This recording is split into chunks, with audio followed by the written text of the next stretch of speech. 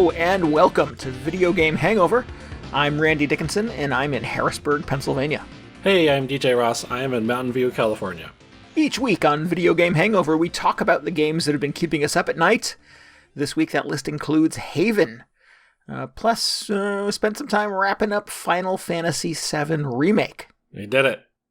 We're done. Somehow I suspect it's not the Final Fantasy. Oh, man. How does it make sense? There can be more than one if it's the Final Fantasy. Has anybody ever asked that before? Am I the first one? Yep. Final Fantasy II. Don't be ridiculous. Finalish fantasy. Yeah. Penultimate Finally. fantasy. Finally fantasy? Final Fantasy VII. Die Harder. Fantasy harder. I don't know. This is just the rest of the show, everybody. Yep. So buckle up. Buckle up. I got an hour of this. All right. Before we dip into the bulk of this week's show and more Final Fantasy name, those aren't puns. What are they? Just name fun things. I don't know. Just a series of disasters, one after another. We would like to, at the top of the show, recommend our listeners check out our YouTube. We are at youtube.com/VGHangover. We have been diligently posting new episodes there every Friday. Plus, you can roll all the way back through 2020 and listen to prior episodes. So we would encourage you to, like, subscribe, push the notification bell, and, take us with you on your YouTube journey. Yeah. I mean, it's a little funny because if you're listening to this now, you don't need to do that. Like, you're done. You've already got the episode, but if you want to check out one of the older ones, perhaps, they're all right there for your convenience. Or most of them are there. Not even most of them. I don't know what I'm saying. Just many of them. Enough of them are there. If you just want to collect Video Game Hangover episodes everywhere that you can find them, and really just mess with our metrics, then you can do it on a number of places now, including YouTube. Yeah. Cool. What else? That's it. What else? That's it. That's everything. Is that the whole show? That's the whole thing. That's it. Back to absurd Final Fantasy alternate titles. No. Shadowbringers. Shadowbringers. What? You got a problem with Shadowbringers? It's not a real word, DJ. It's 2 words. Didn't they cram it together into one word? They kind of did. Is it Shadow Space Bringers? No, it's somebody who brings the shadow. Oh, you're it's the like, shadow bringer. If you show up to taco night and you're bringing the tacos, you're the taco bringer. The taco bringer? I wouldn't fault somebody for that. Final Fantasy VII taco bringer. Yeah, I'm into it. I wouldn't be like, hey guys, I'm the designated taco bringer, and you're just like, that's not a word. That's not a word. Fine. Get out of here with your tacos. Then I'm taking my tacos and I'm going elsewhere where I'll be appreciated. Yeah. Somebody will refer to me respectfully with my proper title. Show you the respect that you deserve as the taco bringer. Yeah. Then everybody's like, Randy, did the taco bringer show up yet? And you're like, took care of that guy. I sent that guy away. Yep. Excellent. All right. Well, I stand corrected. Oh, man. I don't know what the proper grammar rules surrounding combining words together like that are, but I feel like that it's fine. You're okay with that one, yeah? Yeah. As long as you don't spell Phoenix with a Y. Phoenix. No, that's terrible. Who would ever do that? Speaking of taco bringers, I have an exciting announcement I want to open the show with. After weeks of struggling and going to some very bad places in my head, I completed the first floor of this Final Fantasy XIV raid tier. The most difficult stuff you can do. Normally I don't do this kind of thing, but every once in a while, especially at this point, because there's a long way to go before the next expansion, and everybody's just kind of like, what do we do now? I just thought, maybe now is the time. Maybe now is the time for me to start throwing myself at this wall that I normally try and avoid, because typically when people do these things, they gather up a pre-made group and go at it for hours every night, week to week, and I'm just like, oh, please don't put anything on my calendar. But in this case, I have been doing it with just the help of the party finder, which you just open it up and have random people file into your group and try and clear this thing. Oh, okay. And they said it couldn't be done, or maybe they didn't go that far, but they said they don't recommend doing it in the party finder because it's very volatile who you end up getting to join your group. But I did it. And But you did okay? It's been a real journey. Quality people to back you up on this adventure? Well, occasionally. Yeah. One of the things about it is that it's not like you just join it. I mean, if you get very lucky, you could join a random party and just clear it. But typically, like, even if you have your own like static group that you raid with, it could take you weeks to clear one of these fights. Oh my god. So that's kind of what I expected. I just expected to go in and spend an hour on it here or there, learn it a little bit, and then come back the next day or a few days later to try and learn the rest of it.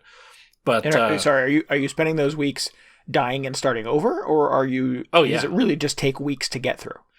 Oh, you mean like is it one fight that just takes you like? Yes. You progress through for weeks. No, it's like the actual fight is only 10 minutes long. It sounds horrifying now that I've said that I spent this many hours working on it. Yeah. But it's you join and it's always kind of like a gamble who you're actually going to get into your party, like what skill level people are going to show up with. Sure. Because like one of the advantages of just doing this in kind of a pickup group is if you make enough progress on, say, the first 25% of the fight, then you're kind of good. And the next time you look for a party, you can say, hey, I want to join one that has mastered the first part of this. And you don't really have to wait for that specific group of people to catch up with your level. Oh. Whereas if you had 7 friends you were doing this every week, and one of them was just like really struggling on this one part, you had to just like drag them along until they figured it out and they could catch up with the rest of the group. But in this one you can kind of skip ahead, at least in theory, because I have joined a bunch of these parties where I'll be like, all right, I'm feeling pretty good about the first half of this fight, so let's work on the second half. And I'll join a group that specifically says, this is where everybody is. We're going to try and clear the second half of this fight. And you join and you realize that one or two of these people may have been overinflating their skill level a little bit. Like, they still got some issues to work out with the opening of this fight. Mm-hmm. So it's been a real adventure. Does it drop you just halfway into the battle? Oh, no. You have to actually fight your way through like the first half of the fight just to get back to that point and start learning all the new stuff, which is the exciting part. Wow. This sounds like a lot. It's a lot, yeah.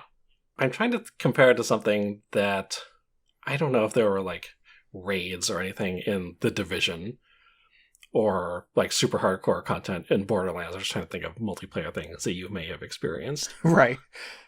There were raids in The Division, right? Did you ever do any of those? I don't believe I did, no. Or wait, am I thinking of Destiny? I could be completely off. I feel like there was some stuff, but... Destiny had that, but I didn't play enough of Destiny to get to that point. Okay. I mean, it's sort of like if you're fighting a boss... Concept. Yeah. Like, if you fight a boss, and halfway through, you're just like, I feel like I'm making good progress on this thing, and then they go, oh no, here comes the second form of this boss. And you're like, oh great, now this is going to get way worse. This is not even my final form. Yeah, exactly. So sometimes you join a group that says, hey, we're working on the second form today, and you realize that, oh man, some of these people have not even defeated the first form yet.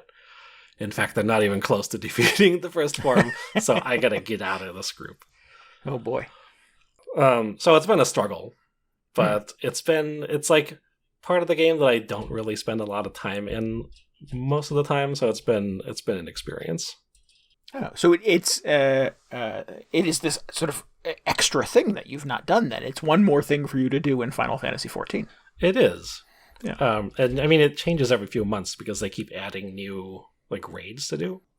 But this is the first time, or one of the few times I've gotten in on it when it's sort of like current content, because when they add a new one, inevitably they just add stronger and stronger equipment for you to use that makes the previous raids much easier.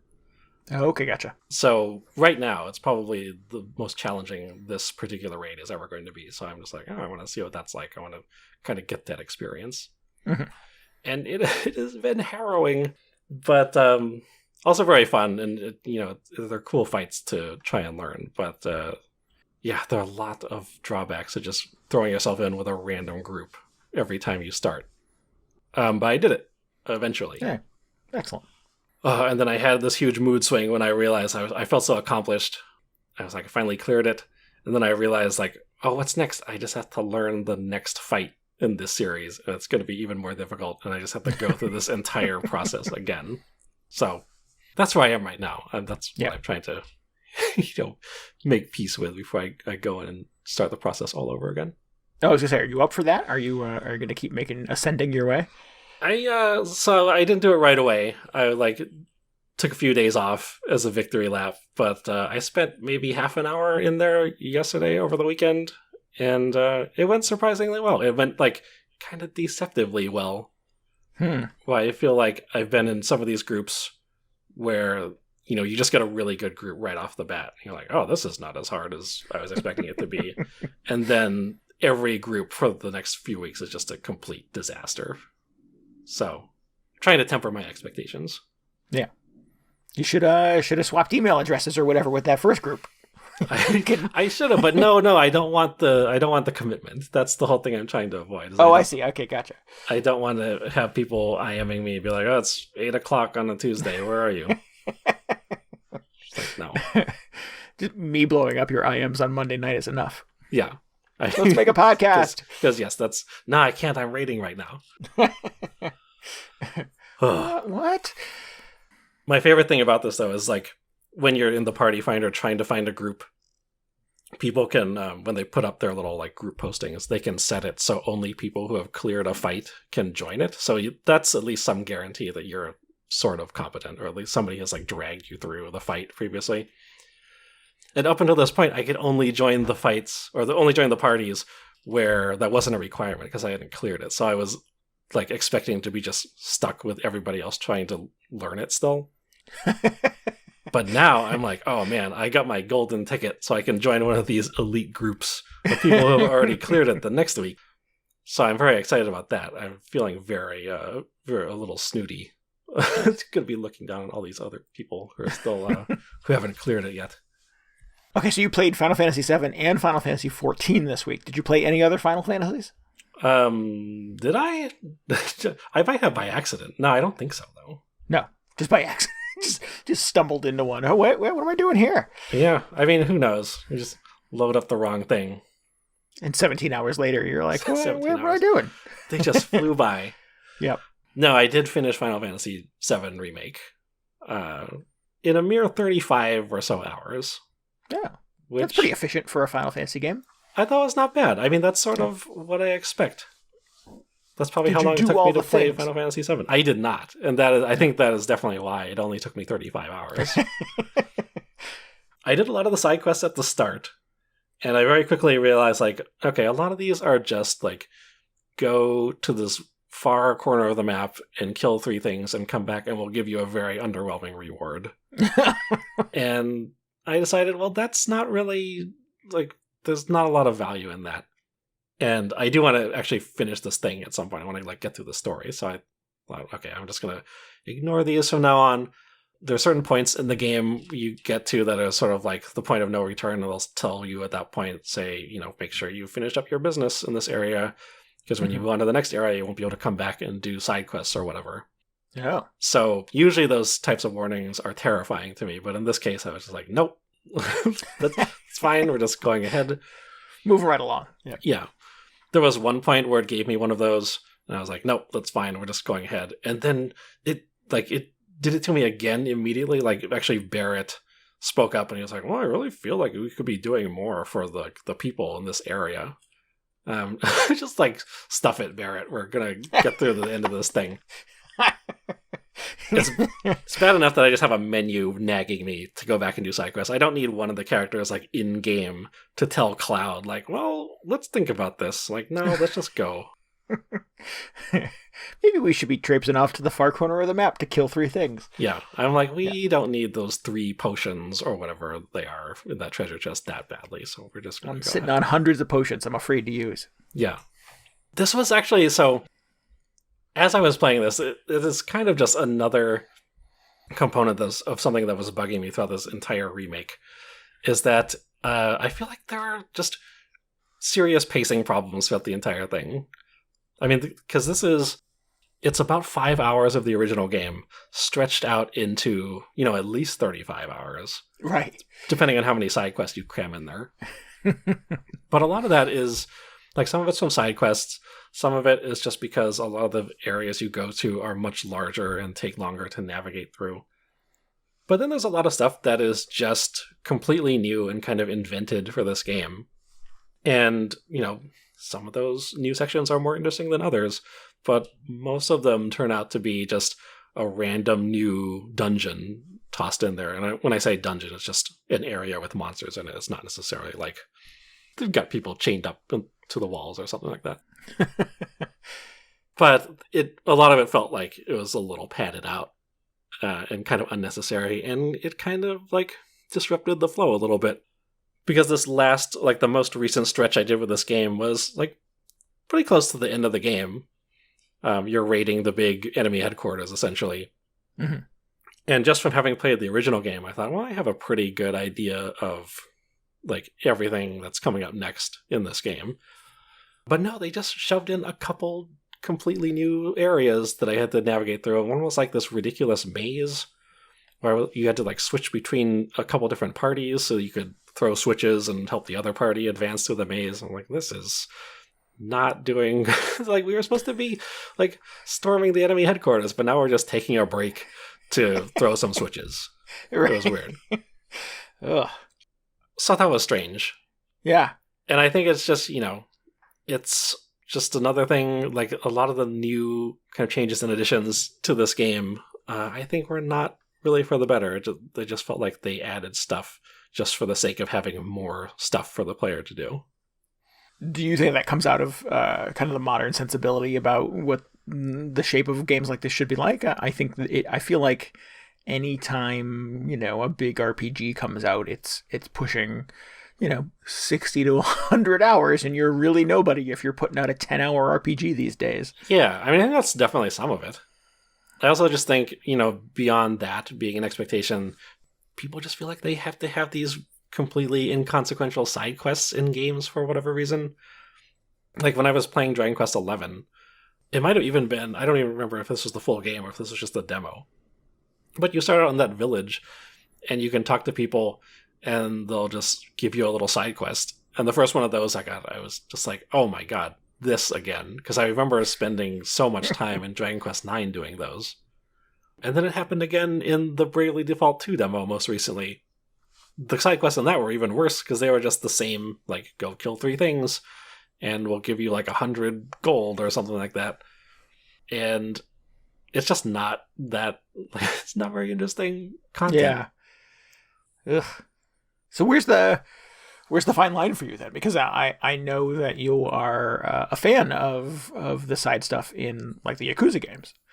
Yeah, I mean, the stuff in those games, thankfully, is...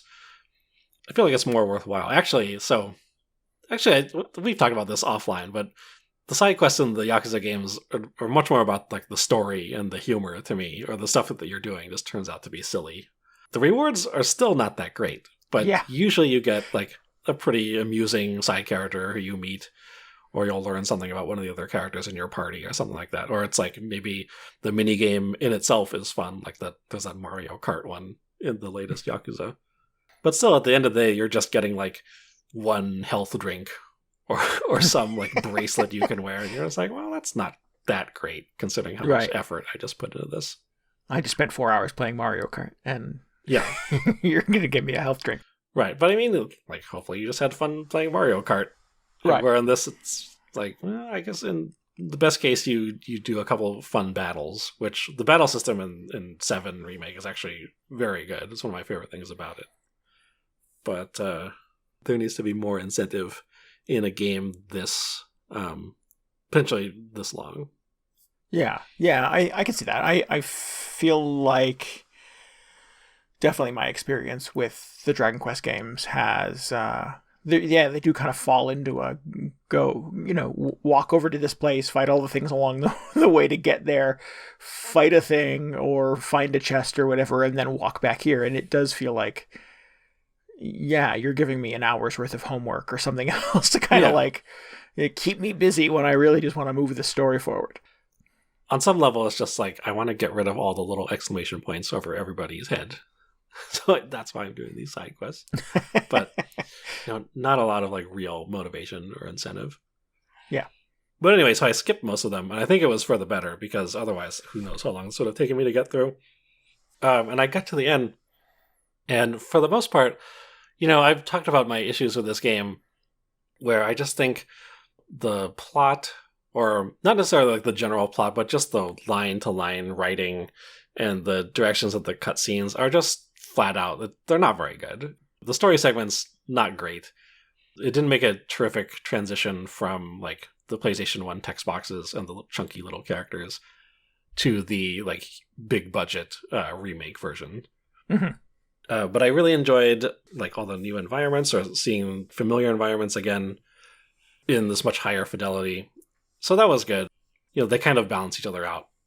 But then I got to the end of this game, and I'm not going to give anything away, but you get to the sort of the climactic final chapter. And at one point, so you're escaping the enemy headquarters. And this was just a weird thing that I happened to notice, is that it stops you, or it stops allowing you to take screenshots at some point. I'm playing this on PS4. And some games can do this. I think Persona just doesn't let you take screenshots or stream certain parts of the game. Is that right? Persona 5, I'm not sure about screenshots, but I know you can't stream any of it. Yeah. It blocks it. Yeah. So the developer of the game can just lock players out of doing that whenever they feel like it. And it wasn't the thing with this until the last section. I thought, well, that's weird that they would suddenly do this. I thought people kind of knew how Final Fantasy ends up. That's fine. So I just continued playing this. And again, don't want to give anything away, but there is some stuff that happens at the end of this game that is so different than how the original section of this game ends. It really just exploded my head. I could not believe. It's why is this happening now? And some of that surprise is just I had never seen any of this. I'd never seen people talking about this explicitly or posting photos about it online. I guess partly because of this sharing lockout, and also because I think I've done a pretty good job of just avoiding spoilers on this thing. I knew something was going to happen that kind of set it apart from the original PS1 version, but I did not expect exactly what they had in store. And I have to say, I was really not a fan. Oh. Yeah. I was trying to figure out where your tone was on this, and I'm like, oh, does he like it? Does he not like it? Yeah, I mean, it was like the rest of the game up to this point, it was solid B+. But this, it really rubbed me the wrong way. Oh. Yeah. So, what can I even say without Can you characterize the change? Is it just a plot point? Is it sort of a character piece, or what? Where did they? What did they tweak in a way that you did not respond to? What can I say here? They kind of just they took the story in a direction that makes it sound like it is. It makes it seem like it could potentially go in a completely or could diverge significantly from how the original Final Fantasy VII carried on at this point. Oh wow! And because this is just a portion of the original Final Fantasy VII, the direction of sort of the sequel to the remake could be quite different than what you're expecting. Yeah, and now that I said that, I'm not sure how true that is, how much I'm expecting it to actually diverge, but they kind of left it open for them to make some potentially very significant changes if they felt like it. They kind of just wrote themselves a blank check and they shoehorned it into the end of this game in a very awkward way. Oh, okay. Yeah. And then as they were doing this, I got very serious vibes of like another of my favorite games, which is Kingdom Hearts. Just to be clear, not actually one of my favorite games, but just something that a series that I've had a very difficult time appreciating and enjoying every time I've encountered it, just because I feel like the style of writing and storytelling in those games is best case, I don't know. Like worst case, it's completely incoherent and doesn't have any actual significance. They're just making up words. But it's like a lot of the same team. It's like the same director and I think writer handling, like leading the remake that worked on Kingdom Hearts, or like the very most out there installments of Kingdom Hearts. I'm just like, oh man, this guy or this team just not great at like writing a cohesive story. So I was getting a little bit of that feeling from some of the new stuff that they put in at the end. I don't know. Like I said, I don't know how significantly it's going to change up the remainder of the story, but they've kind of given them license to do whatever they want from this point on. So a little concerned. Yeah. Do you and obviously you didn't make this game, so you don't know the answer to this question, but do you feel like this was an attempt to like, give the folks who knew the original Final Fantasy VII like a surprise? I think you could see it that way. And I think that approach to it is actually very interesting because when, for years when they've been talking about remaking Final Fantasy VII, I thought, do we really need this? Like, yeah. Is there that much value in just making a nicer looking version of this game? And I'm like, sure. Yeah, and some level I can understand that because like the original version does look kind of dated in some areas. It could certainly use a little polishing in certain areas of the script. Is it necessary to create a remake with this like AAA version of like production values? I don't know. Especially if they're not going to add to it as they're going along. So I feel like by doing this, maybe they're justifying it a little better. I've heard people describe the game now because of some of this new stuff that it is like more of a sequel to Final Fantasy VII than it is a straight remake of it, which that is a very interesting take. I'm not quite sure if I've finished processing all of that yet. But basically, I mean, there is stuff, or it does seem like they are trying to do new stuff in there. If you are like if you're already super familiar with Final Fantasy VII, you've been a huge fan since the original, right? To give you a few surprises at least. Yeah. But at the same time, there's so much stuff, or a lot of the changes they make, you will only really understand if you already are like very familiar with Final Fantasy VII, to the point where there are some things in there that you'll see on your screen. And if you have no idea, you've never played Final Fantasy VII before, you'll just be like, what was that? That didn't make any sense at all. And they don't explain it in this chapter of the remake. Ugh. To the point where I'm just like, I don't know if I would recommend people play this anymore if you have not played the original game, because you're just going to be so confused at points until the next episode comes out. So again, this just goes back to, like, I don't think the creators or the team working on this are great at storytelling. Yeah. Which is unfortunate because like there was so much potential for them to like really tighten up the story and make something so people didn't have to go back to that original version if they want to play this beloved classic game. Well, there's got to be a collection of gamers for whom this is their first experience of Final Fantasy VII. Who were like, I know people like that old game, but I for some reason or another don't want to play it or don't have access to it or whatever, so I'll play the remake instead, and that will suffice as my experience with Final Fantasy VII. Right. I mean, that was kind of my hope for it, is that people probably some people have been deliberately avoiding playing the original version because they knew this was coming out and this would replace it. Sure. And this is sort of now the gold standard Final Fantasy VII experience. That's the hope, right? I mean, whenever you make a remake, I feel like that should be the goal. But like at this point, having finished it, I don't know if this is the same game anymore. Yeah, wow. So that's really weird. That was very unexpected. It kind of left me reeling.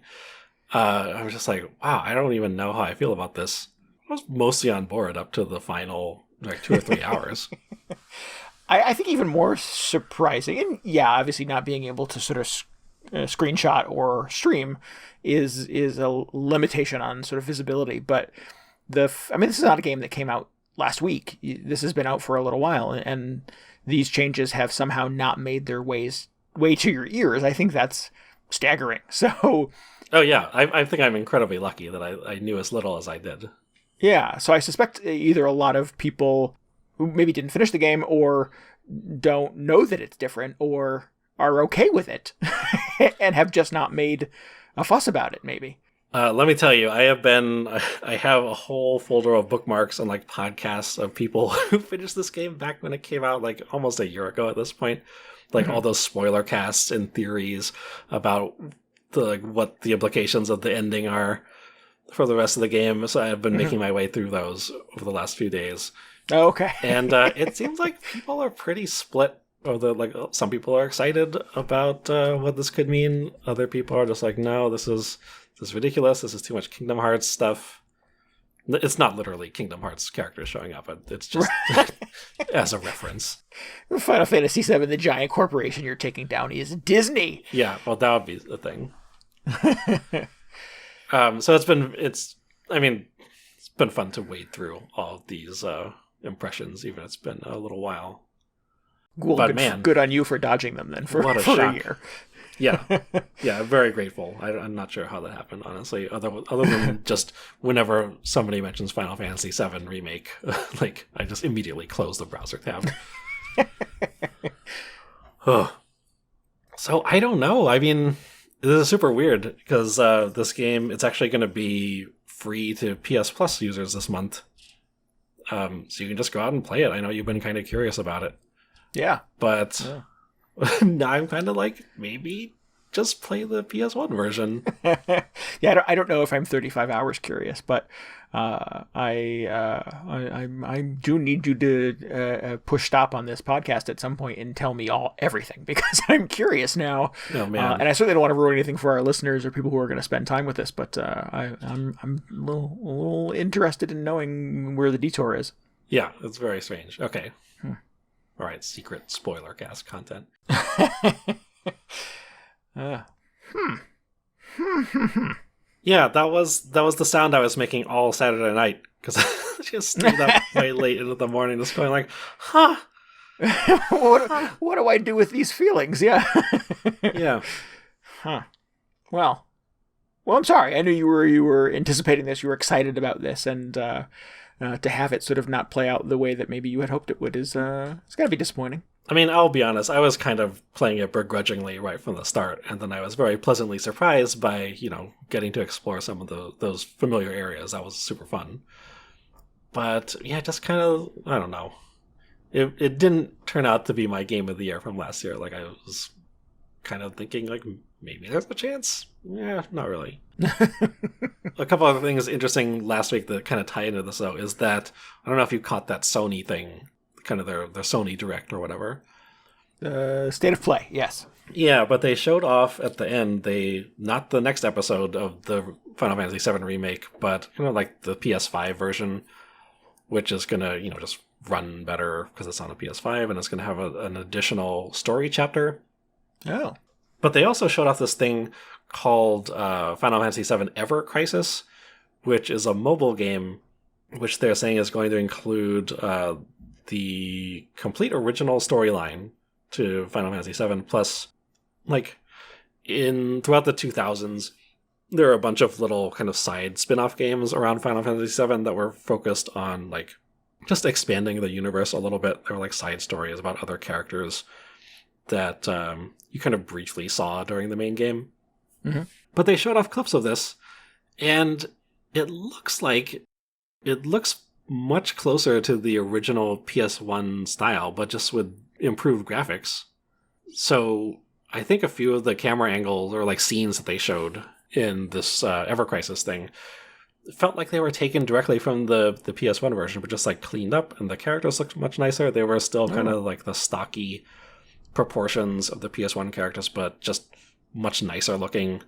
And I was watching some footage from this, and I thought, well, this feels like if I was going to remake Final Fantasy VII, this would probably be what it looks like. It Right. wouldn't be these very realistic, almost like human characters running around in like a full 3D environment. It would just be, if you made Final Fantasy VII with like the same blueprints today, and you just had like better graphics and effects and hopefully an updated script to go along with it.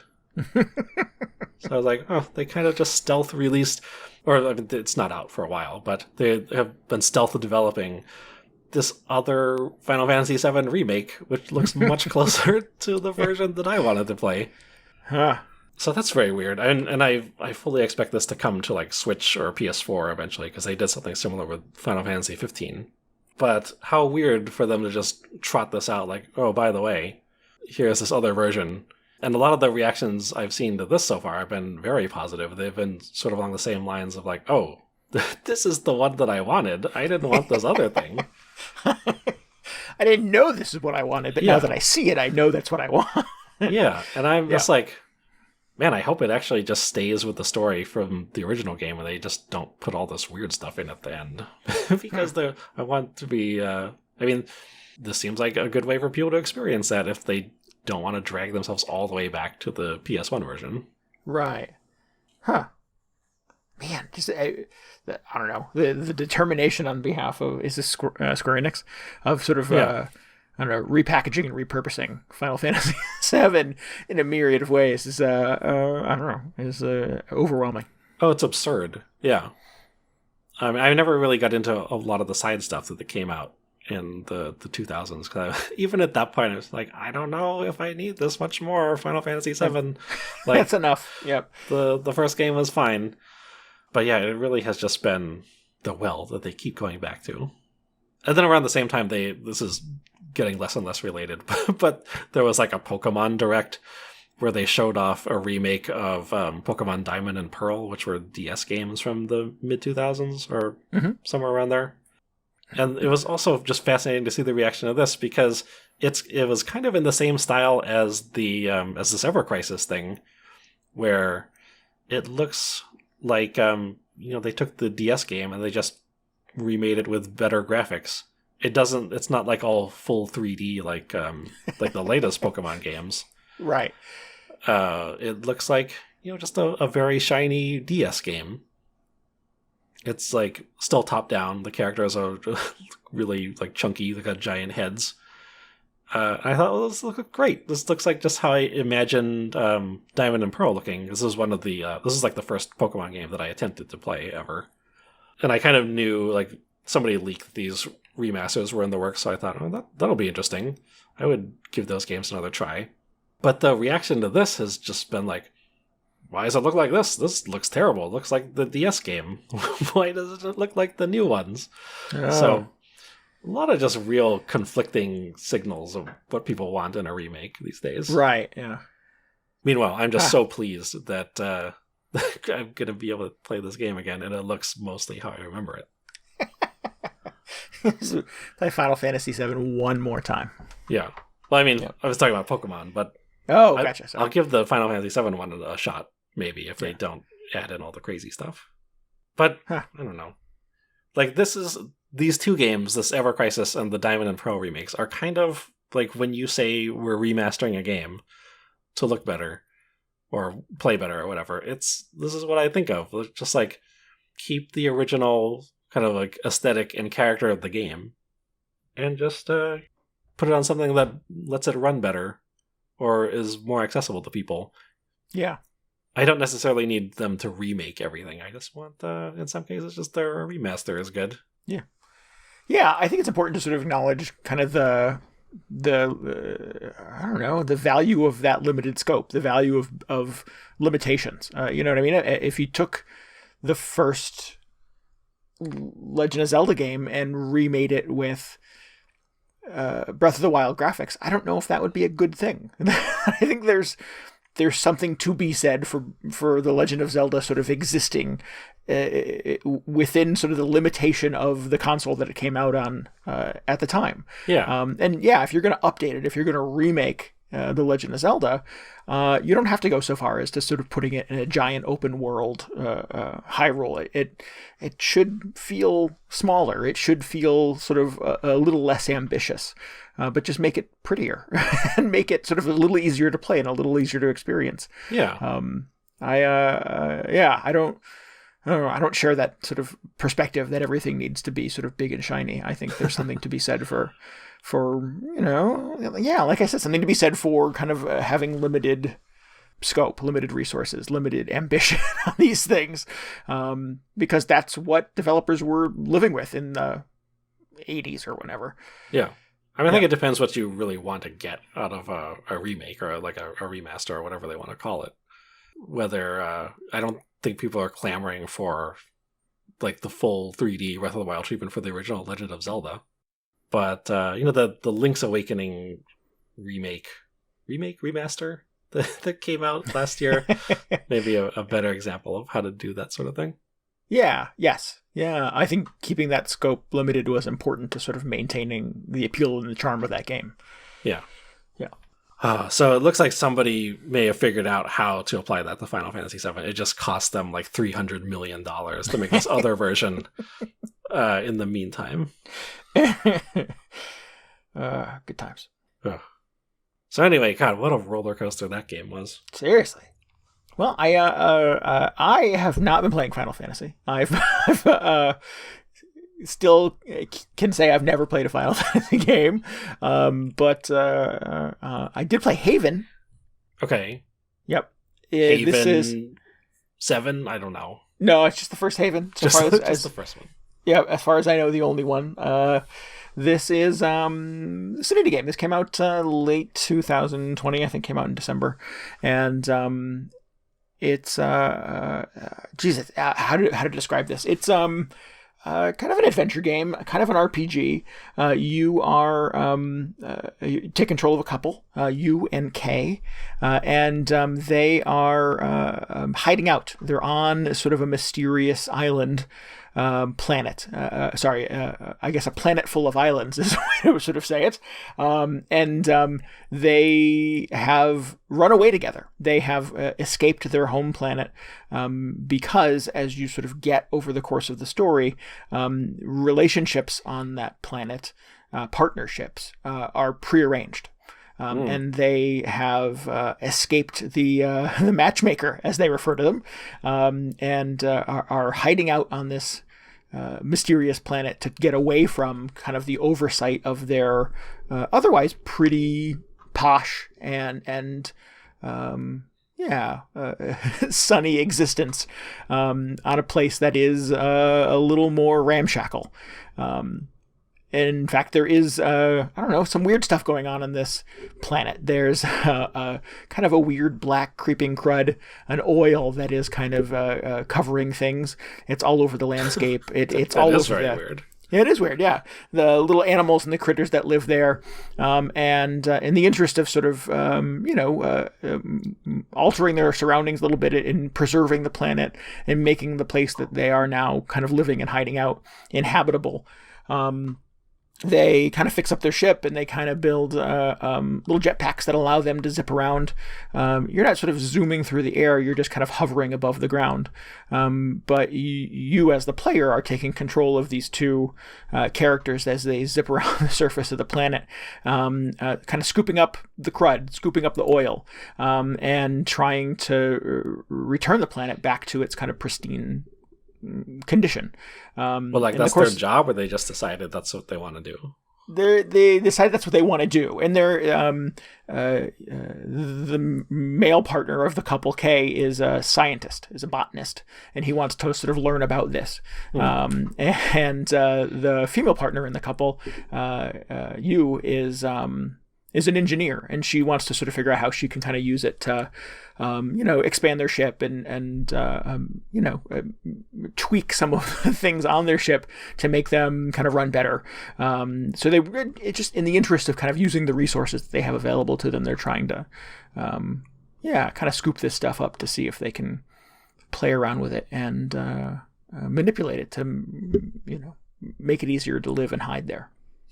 That's a long way of saying you take control of these two characters and zoom around the planet and scoop up this stuff. Occasionally get into battles with little animals and critters that are taken over with the black oil. And this is kind of an interesting sort of corner of the game in that you control both characters simultaneously during the fight. By using your left and right stick. And the screen splits. You get one character on the left side of the screen, one character on the right. You have a trio or a duo of enemies that you're fighting. And you move the stick left, right, up, down in different directions to charge up and then deploy a different type of attack. So your character on your left side could be warming up to do a punch, and then you want to have the character on the right side of the screen getting ready to swoop in afterwards to, I think they call it sanitize, purify is what they call it, to sort of knock the oil off of this character. And you can only do that when they get knocked out. And then so you're kind of trying to determine when is best to sort of like deploy two attacks simultaneously, and when is it best to sort of deploy an attack and then follow it up with sort of a non-attack move. Is this in real time or is it like turn-based? It's quickly turn-based. It is turn-based, but the characters that you're fighting don't wait a long time for you to react and don't wait a long time for you to sort of process and think about what your next battle is going to be. They there's no timer or anything like that on the screen, but they do kind of hurry to take their turn as soon as they're ready. So you do have to kind of quickly make decisions about kind of the tide of the battle that you're going through. I see. But so the enemies are acting like independently from whatever you're doing? Correct, yes. Okay. Yeah. So it's not a turn-based RPG in the sense that you're kind of have we were talking about this a couple of weeks ago, a list of how everybody's going to move, and you get to think out your choices between encounters. You really just have to kind of make decisions on the fly to take action. Yeah, so it's interesting. It's much more than I sort of was expecting from the combat in this thing. The game kind of presents itself as a bit of a romance. These two characters have a lot of dialogue and a lot of interaction with each other. They're very into each other. You don't see their life before on the planet that they were on before, and how they sort of interacted with each other and how they got to know each other in that environment. And you only get that story over the course of this experience of playing this game and having kind of downtime of the two of them kind of interacting and chatting with each other. So it is a bit of a thing that kind of reveals itself a bit over time by these two characters liking each other and interacting with each other and talking to each other. And you get little vignettes of them, just kind of hanging out in a big pile of pillows on their spaceship, or doing the dishes and cleaning the house the next morning, or working in the garden after they build a garden. Just things like that, where you get sort of little slices of life, little kind of almost kind of pieces of kind of fan fiction that kind of take them out of kind of the sci-fi trappings, out of the big adventure game stuff, out of the battles with monsters, to sort of see the two of them kind of interact with each other and really kind of create a tone of just two people who are really into each other and two people who are kind of willing to sacrifice kind of life in this utopia and everybody they know and love to get away with it, from those people in that life, to be together any way they can be.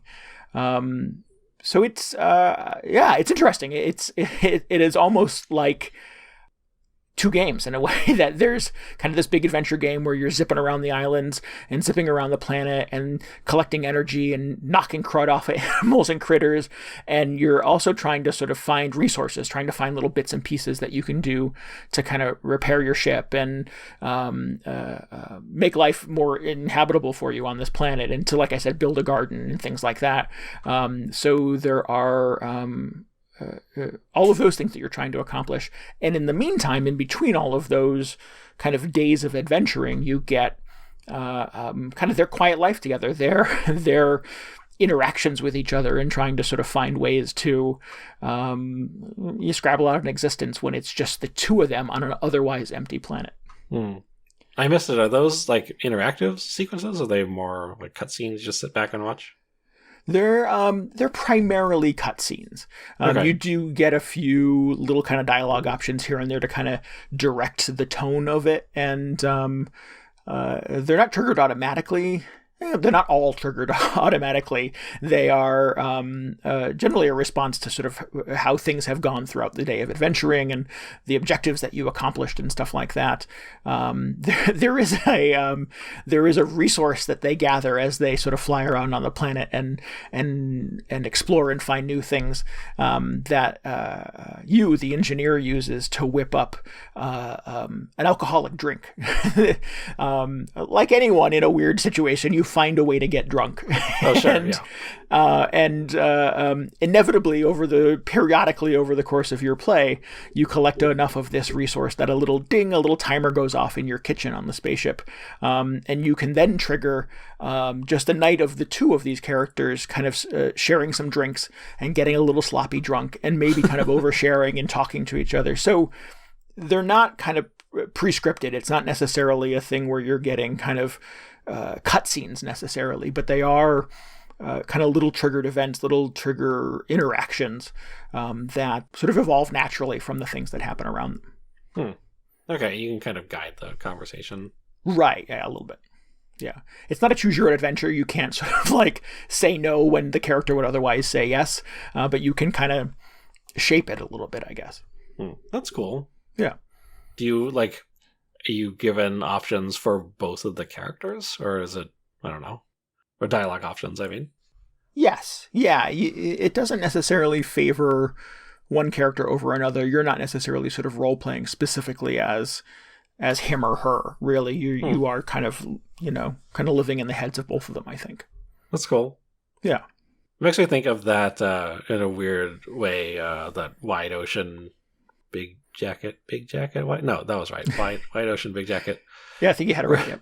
Where you just have those sequences where, I mean, they were just everybody sitting on the campfire having a conversation, and like you said, it wasn't a choose your own adventure thing. You were just kind of posing the next topic that people would get into. Right. Yeah. Yeah. That's an interesting way to look at it. I do feel like these interactions are kind of the parts of the video game that don't always end up in the video game.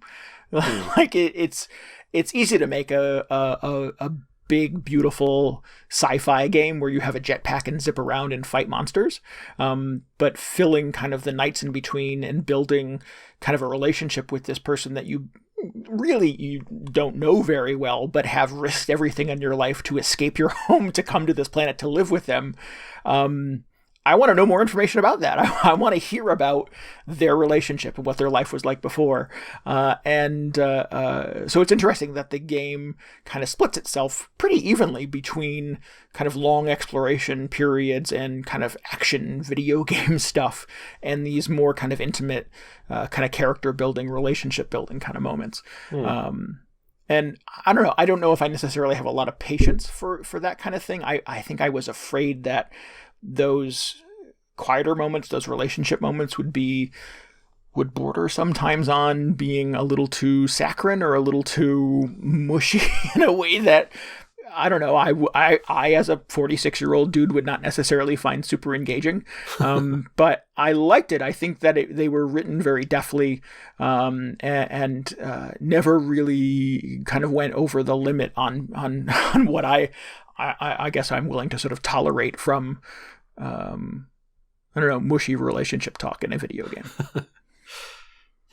Okay. Well, I mean, it sounds like that, it makes me think a lot of RPGs where occasionally you'll just have an opportunity to sit down with your party or like go into another screen and just ask people like, what's on your mind? And they'll maybe say something about where you currently are on the main quest or whatever.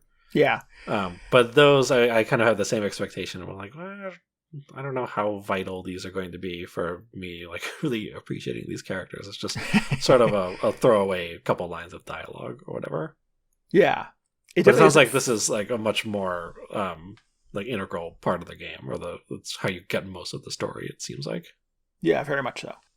Yeah, and it because they are the only two characters really that are in this game and on this planet, you have a sort of a natural curiosity about the two of them, I think, and I don't know, your reward for adventuring all day is to, I don't know, hang out with your partner in your little spaceship and cook dinner and chit chat. Or if you're lucky, maybe the little fruits that you are fermenting are ready and you can get drunk and tell stories. So yeah, it's cool. It's really very unique way to sort of assemble a video game. I'm playing this sort of simultaneously with Yakuza Like a Dragon, and there are there's a bar you hang out with in that game. You can hang out with. It's not mandatory. You don't have to. But you go there with the members of your party, and you can trigger interactions with them where the two of you kind of split a drink, and that character gives you a bit more of their motivation, a bit more of their life, a bit more of kind of what has got them to this point in the game. I think, like a lot of things in Yakuza, they can sort of vary wildly in kind of quality and interest, but they're mostly well done, and they mostly sort of give you little slices of life for these characters that are not otherwise apparent in your interaction with them. It's not like Yakuza slows down at some point during a giant battle for 20 minutes of dialogue with the female member of your party about what got her to that place and what her motivations are and things like that. But if you go back to the bar and you seek it out and you trigger that moment, you can split a drink with them and have a conversation with them. And most of them really only give Ichiban, the character that you inhabit, like one or two little interaction points, one or two little places where you can kind of have an opportunity to kind of enhance your relationship with them by sort of responding astutely or giving them good advice. So it does sort of feel very much like a video gamey kind of decision in Like a Dragon. But you're never doing it in Haven to like score points or to like enhance your flair or whatever the thing is you're trying to upgrade in Yakuza. So again, it's just sort of interesting to kind of play these two simultaneously and sort of see how two different video games kind of handle relationship building. Yeah, that's a great example of those just weird incentives for doing those Yakuza side quests, because, like you're saying, tangible rewards from those little bar conversations, not going to blow you away. But I found myself thinking, like, oh man, I haven't been to the bar in a while. I should go check in, get the next chapter of everybody's side story, because that was much more enticing to me than like, oh, you could get 2 more like charisma points or whatever from doing this. And the game, like, that's primarily how the game seems to want to motivate you. It's like, don't forget to go to the bar so you can like raise your stats by having these conversations. But I was just like, that's not how you're going to get me to go back to the bar. Just tell me like, oh, you haven't checked in on like Adachi in a while. Maybe you should do that. Yeah. I just like I appreciate when games offer you like more incentive than just like, 100 gold in a treasure chest if you go way out of your way to do this other thing for a while, or to pull you away from the main storyline to do this other thing.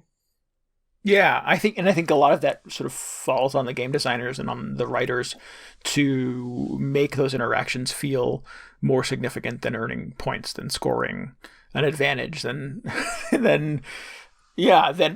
being something more motivational than 100 gold. And it's got to be tough to make every interaction meaningful in a 100-hour RPG. So I sort of respect the creators of Haven for making kind of the 10 hours of this experience, making all of those interactions kind of feel substantial and making me as a player kind of curious about that even more so than zipping around the planet and beating up, infected monsters. Yeah, I mean, it sounds like these things have almost an equal weight to the like the combat and exploration sections. Yeah. And I mean, the cool thing is that it all feels fun, that the battles are kind of fast paced and have a lot of kind of like highs and lows to them. And there's a few interactions where you're just kind of barely hanging on with one health, and you land a good punch and your partner purifies at the right time. And you as the player sort of feel powerful that you kind of chained all these events up and made it all kind of happen appropriately. There's a sort of a sense of adventure and exploring this planet and finding cool hidden things, and learning some of the secrets about kind of maybe what happened on this planet before you got there and stuff like that. So there's a lot of curiosity that the game satisfies by just having you kind of fly around and interact with things. And so the developers, I think, and the writers get a lot of credit for making it a world and making these characters something that I kind of want more for, and don't want to just hammer X to get through the dialogue. I want to see kind of what they say to each other and what sort of little nuggets of backstory they give on their life before and how they got to this place. Well, that sounds cool. I have not really paid a lot of attention to this thing as it came out, but sounds like it might be worth checking out. Yeah, definitely. This is a strong recommend if you're listening to this and you're not sure if geez, did Randy like this game? I really like this game a lot. I thought it was really good. So I'm glad I gave it a shot. I will tell our listeners that it's on Xbox Game Pass. So if you have access to that, you can play it for free as part of your membership. It's also on Switch. It's on PS4 and stuff like that. So it's most places you would play video games, you'll be able to find Haven, and I would strongly recommend. It's pretty unique. It's also beautiful. I didn't say any of that, and we don't generally comment on video games that look super good, but man, Haven looks super good.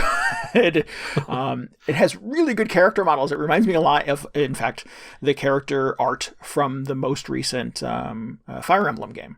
The character design, sort of the facial expressions and stuff like that. And it's just beautifully animated.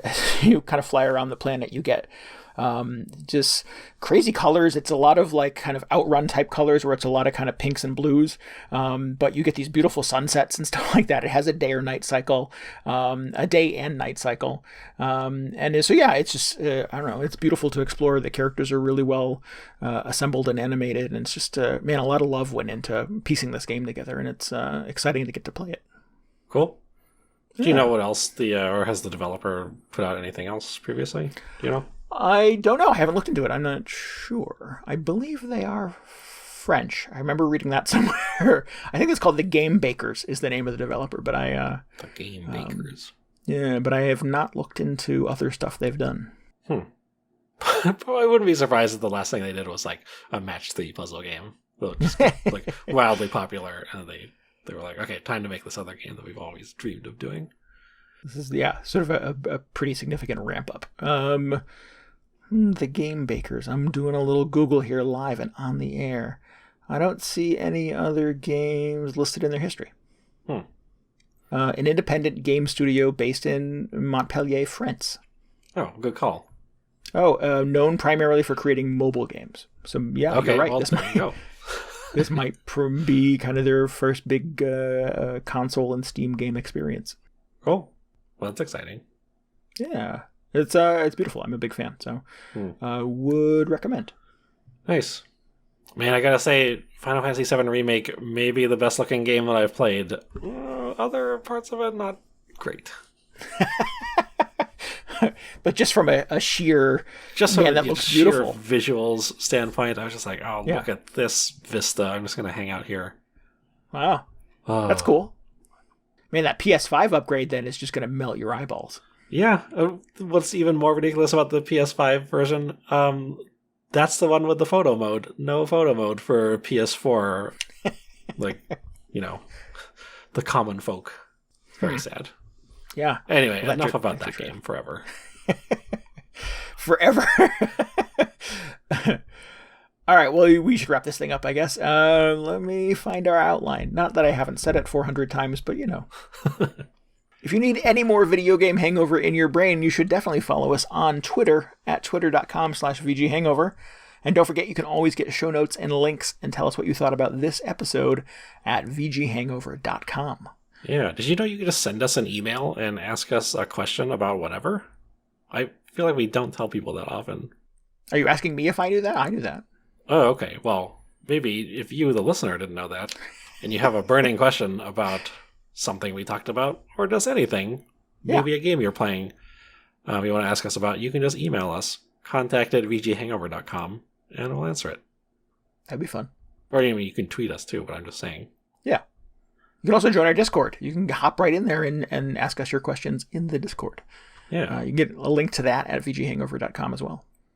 In short, everything you need in life is at VGHangover.com. It's true. That is 100% true. Can confirm.